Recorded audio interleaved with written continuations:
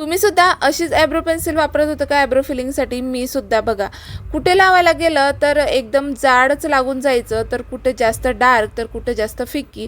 तर मला आहे ना परत पुसून परत लावायचं, म्हणजे 2-3 वेळेस तर करावं लागत होतं. मेकअपसुद्धा खराब होत होता आणि एखाद्या वेळेस घाईगडबडीत लावलं ना तर मग 4-चौघीमध्ये ना कधी-कधी हसूसुद्धा यायचं, कारण बऱ्याच जणी म्हणायचे खूप जास्त डार्क तू लावलं आहे ॲब्रो पेन्सिल, आज चांगलं नाही दिसत आहे, मग ते परत पुसा, असं प्रॉब्लेम होत होता माझ्यासोबत. तर मग मला आहे ना एक छान अशी ॲब्रो फिलिंगसाठी पेन्सिल भेटली आहे. इतकी मस्त आहे ना त्याची क्वालिटी, आणि त्याचं जे नीप आहे ना त्याला 3 नीप आहे, आणि लावल्यानंतर इतकं छान दिसतं ना, म्हणजे मला परत परत पुसून परत लावायची अजिबात गरज पडत नाही. आणि बघा, आणि वापरायला सुद्धा सोपं आहे, आणि त्याला 3 नीप आहे शार्प आणि एकदम छान अशा आहे, आणि लावल्यानंतर एकदम डार्क अशा ब्लॅक दिसत नाही, तर त्या अशा लाईट दिसतात.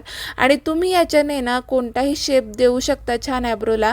तुम्हाला जर ॲब्रो पेन्सिल किंवा हा ॲब्रो पेन पाहिजे असेल फिलिंग करण्यासाठी, तर मला कमेंटमध्ये लिंक पिपी लिहा, मी तुम्हाला लगेच लिंक पाठवते.